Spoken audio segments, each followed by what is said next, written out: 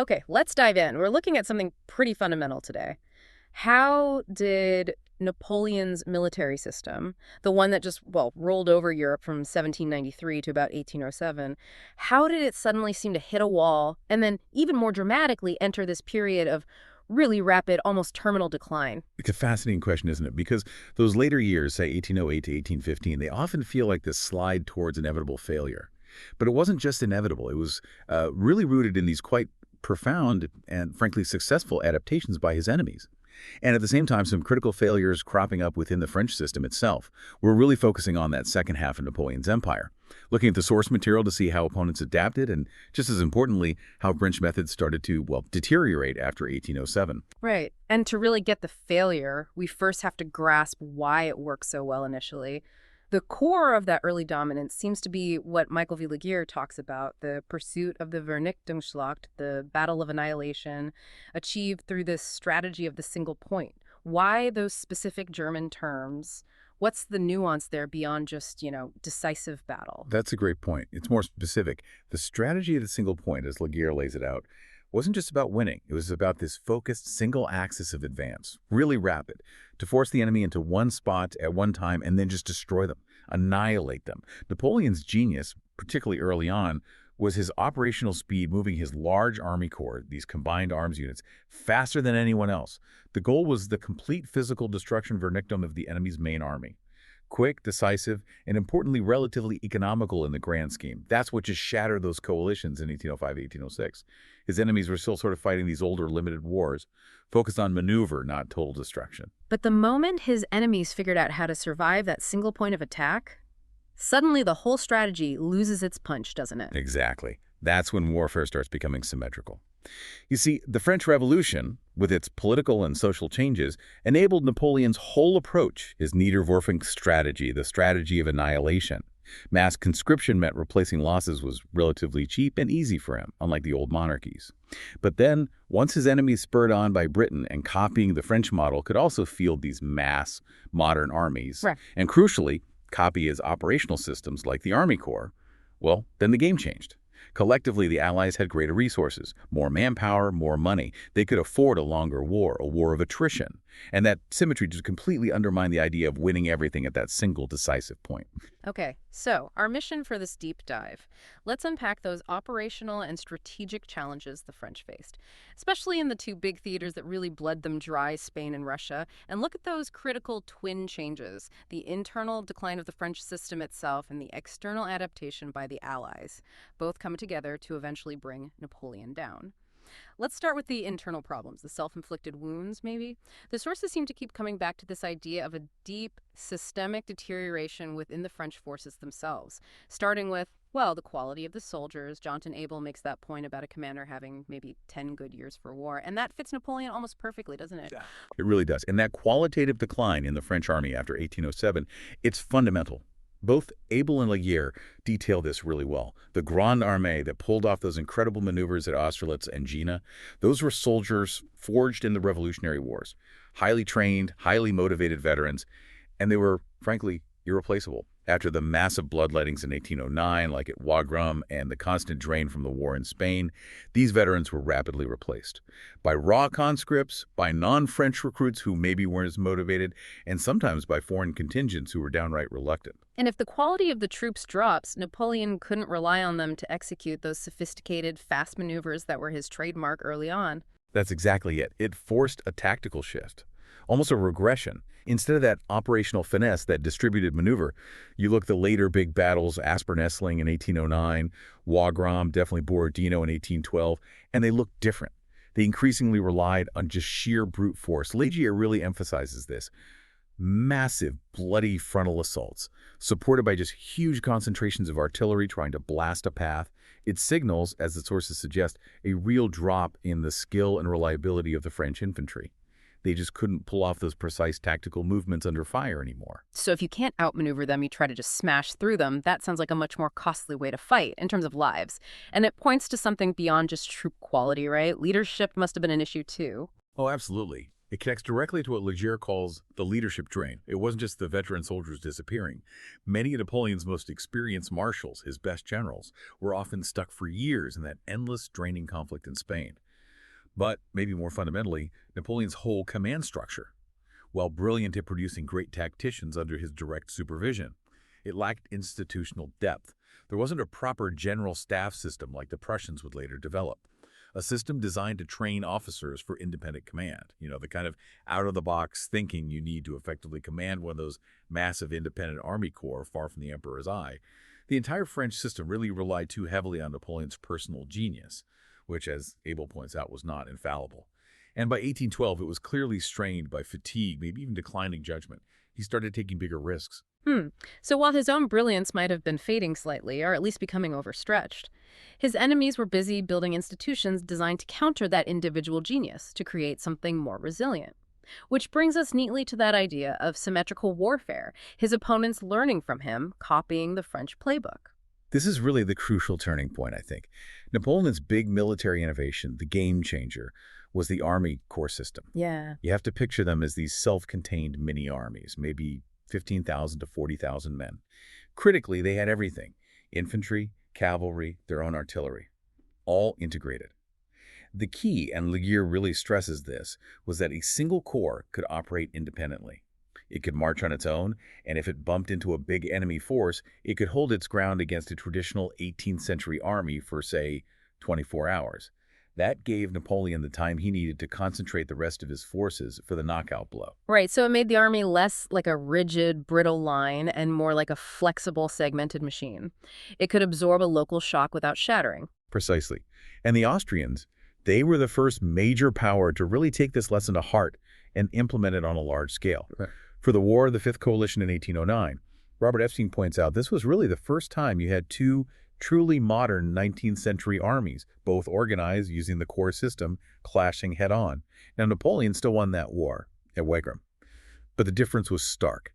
The Austrian army, because of its corps structure, was able to absorb absolutely horrific losses at Wagram, something like 30% casualties, which would have destroyed an older army.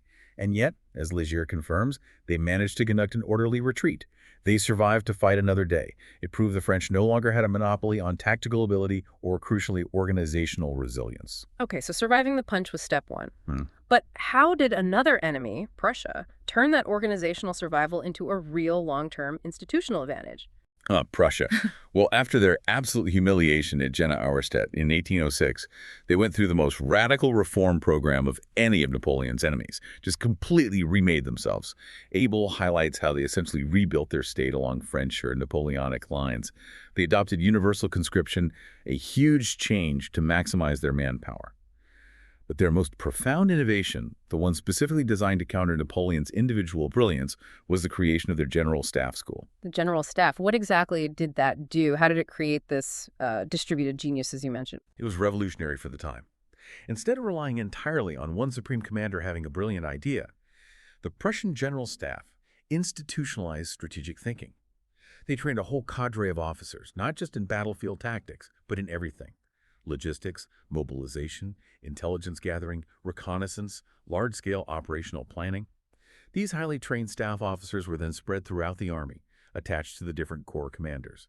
This ensured standardized planning methods, clear communication, and allowed for much more complex operations to be coordinated across different army groups. And critically, it built trust. Commanders knew that if they were killed or incapacitated, another trained staff officer could step in and understand and continue to execute the overall strategic plan without everything falling apart. They built institutional resilience. They made the army itself smarter, more adaptable than relying on just one man, however brilliant. Wow. That really reframes the whole strategic picture, doesn't it? Napoleon goes from fighting these sort of collections of individuals and outdated armies to facing coordinated modern systems that could take a beating on the battlefield but keep functioning and could think strategically at multiple levels decentrally. And that brings us right back to that clash of military philosophies we touched on: annihilation versus exhaustion.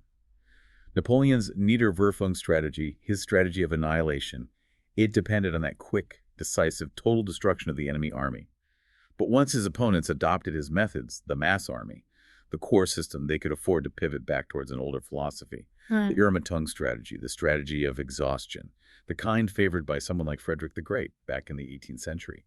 in a different context. Right. Frederick fought limited wars partly because replacing his expensive, highly trained professional soldiers was ruinous.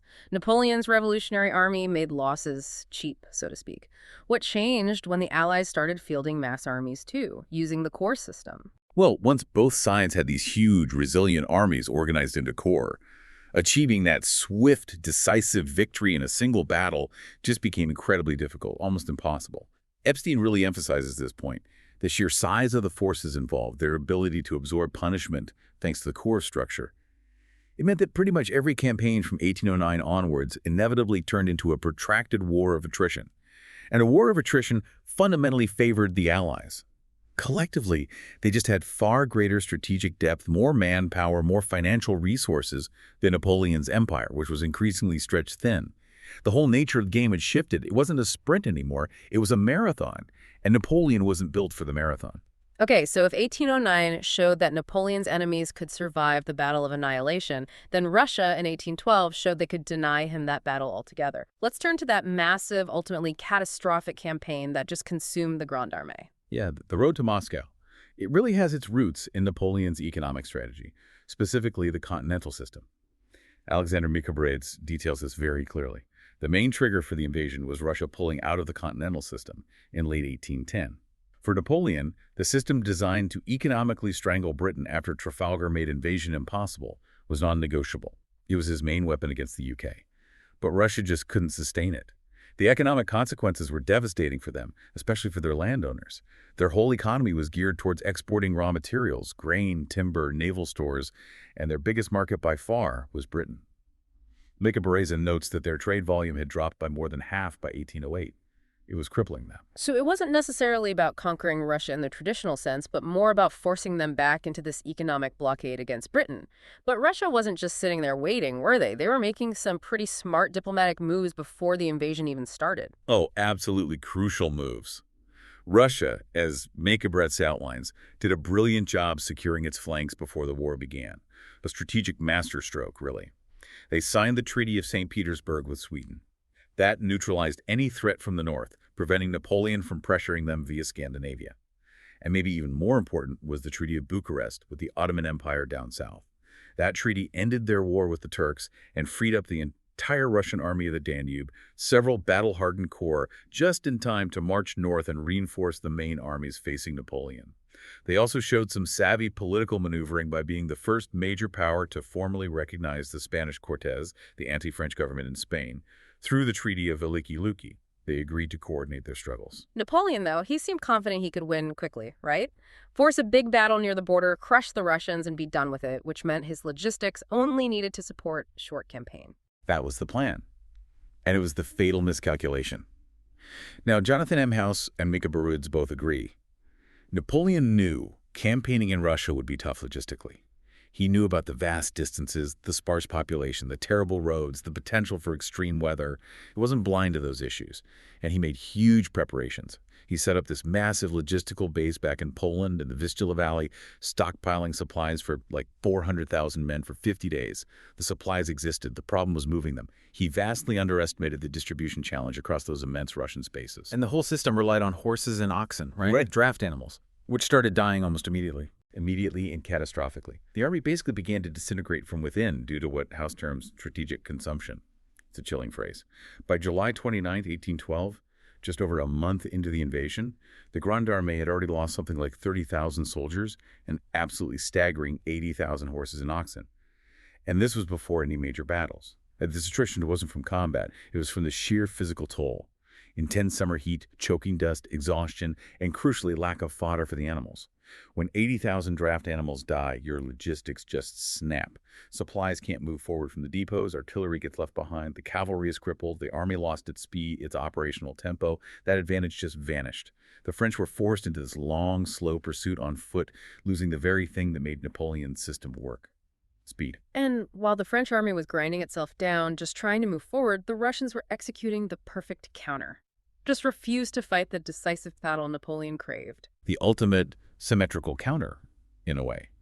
Deny the enemy his objective. Now, initially, there was some debate in the Russian high command. They briefly considered this flawed plan by General von Fuel.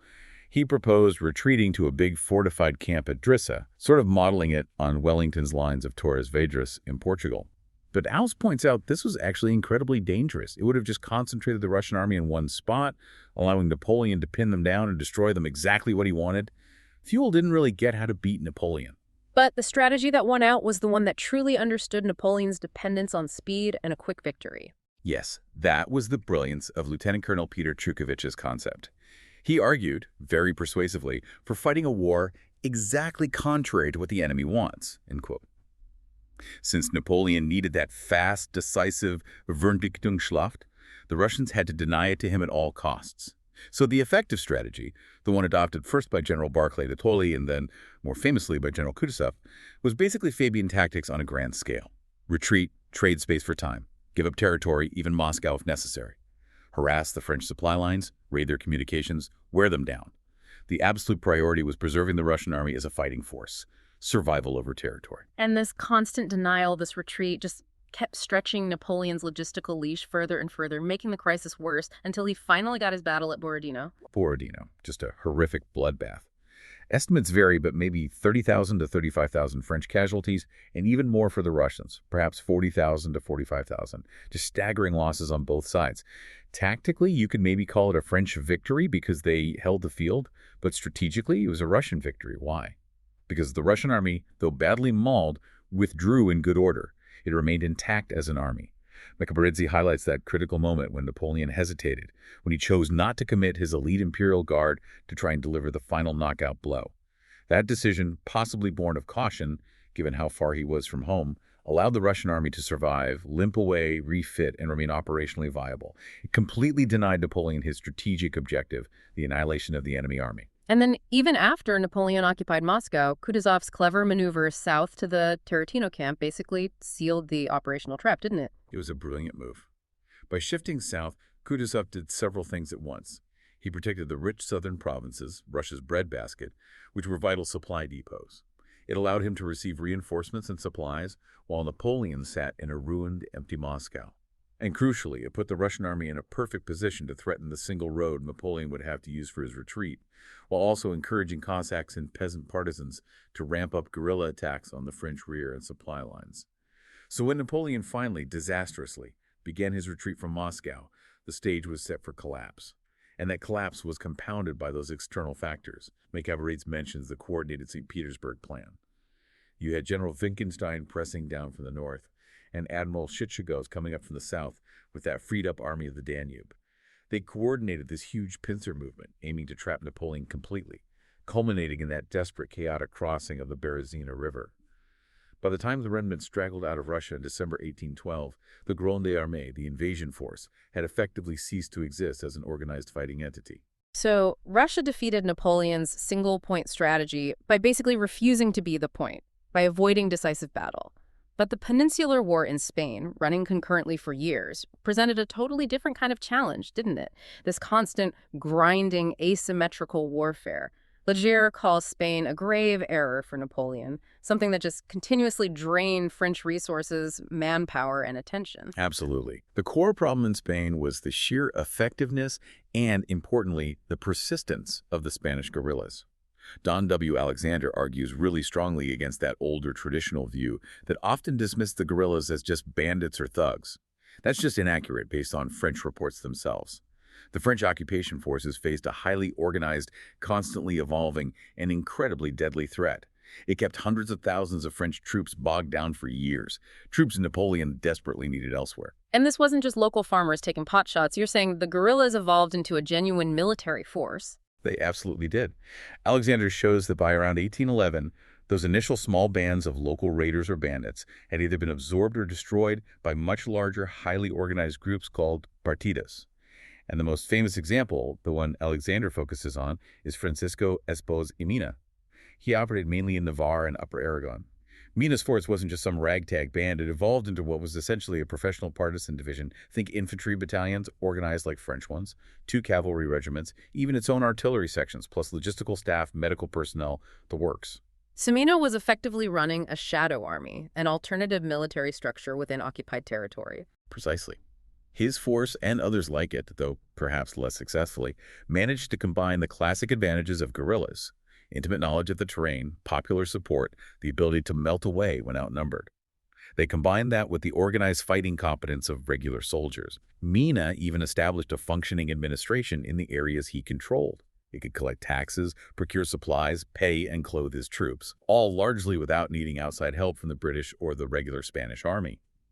That self-sufficiency allowed these powerful partisan divisions to operate continuously, year-round, right in the middle of the Imperial Army's rear areas. It made effective French control outside of the main cities and fortified posts virtually impossible. The French tried to counter this, didn't they? Using what Alexander calls a mobile column fortified convent approach, sending out columns to sweep areas while holding key towns and fortified points. It sounds like standard counterinsurgency doctrine, maybe even doctrinally sound, as Alexander puts it. Why did it fail so badly in Spain? The number one reason, according to Alexander, was a critical, crippling shortage of manpower.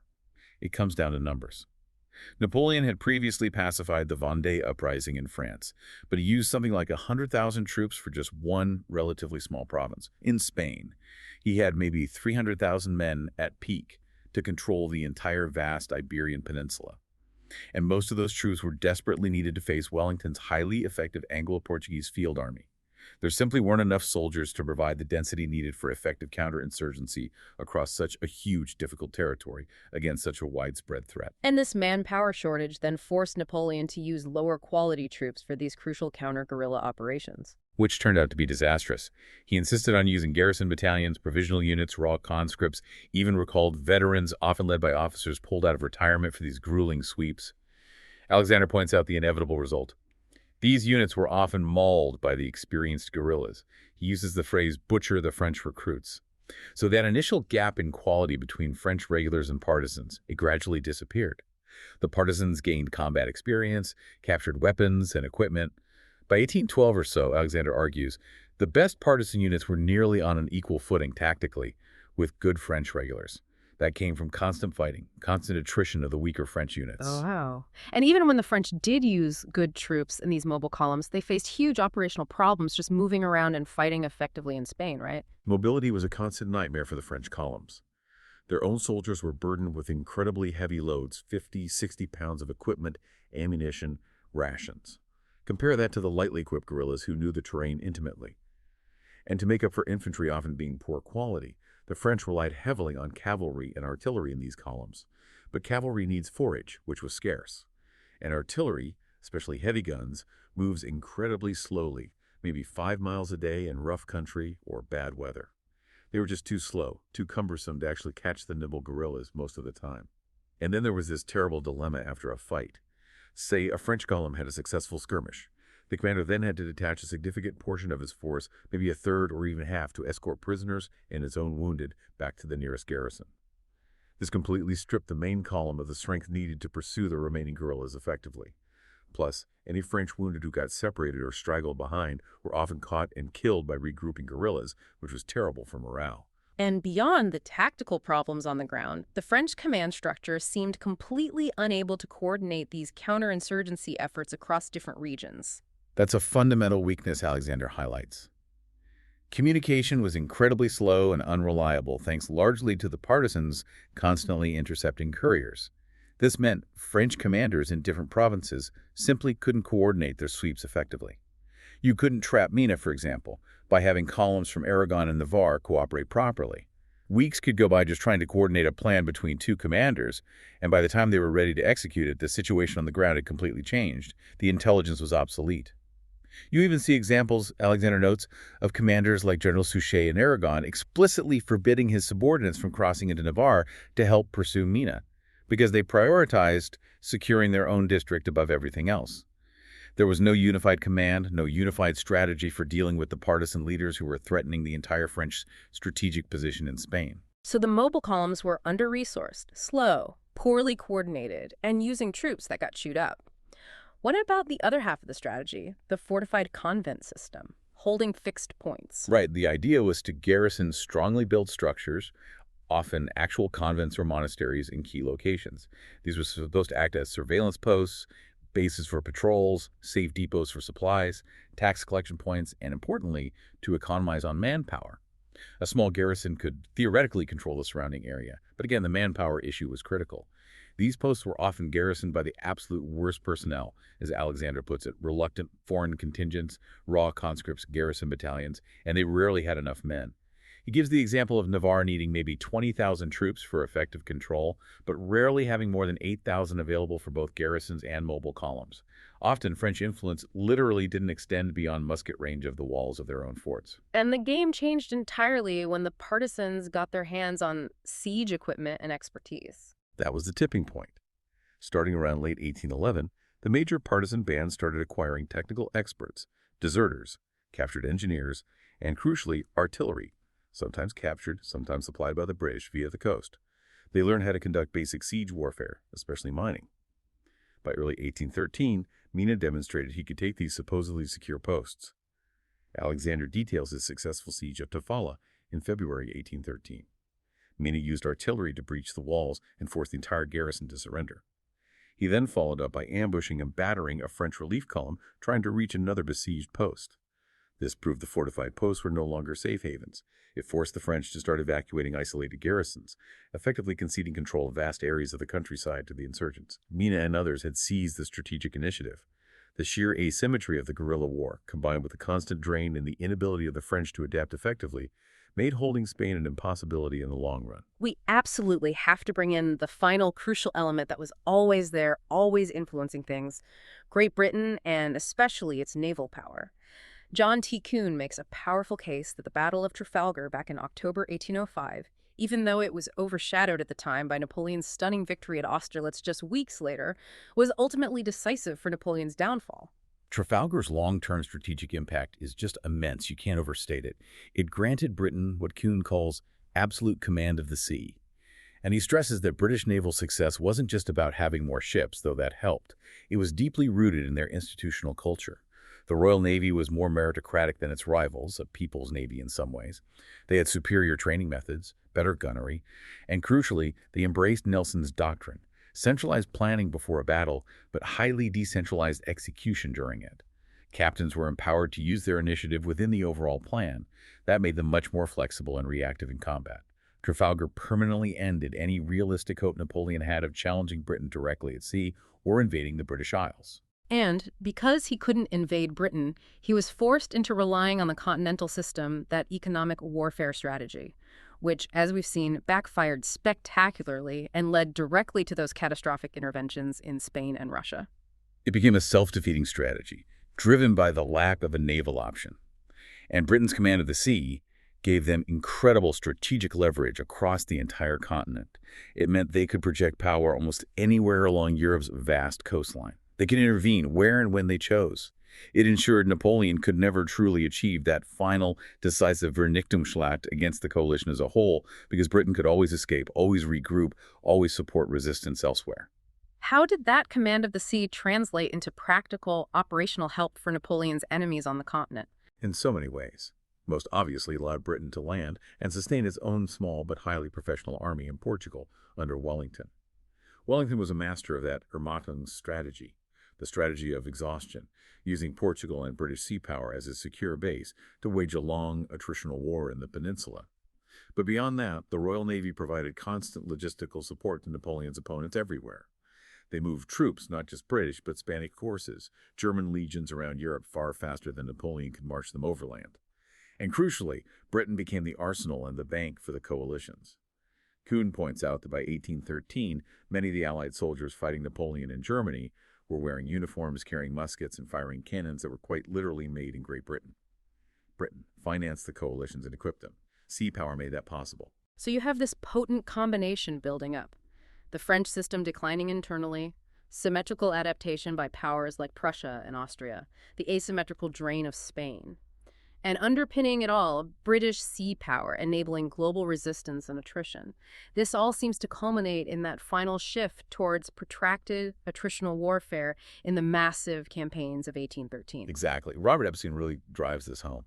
By the period 1809 to 1815, the game had fundamentally changed. The sheer size of the armies involved, the resilience provided by the core system on both sides, the increasing power and density of artillery, it all conspired to make decisive victory in a single battle incredibly rare. The Allies had learned the hard way how to absorb a tactical defeat without suffering a complete strategic collapse, something they couldn't do in 1805 or 1806. And they devised a specific strategic plan in 1813, the Treuschenberg-Reichenbach plan, that was essentially the blueprint for beating Napoleon through coordinated attrition, wasn't it? How did they manage to coordinate that across multiple armies from different nations? It was a masterpiece of coalition warfare, really detailed by Legier.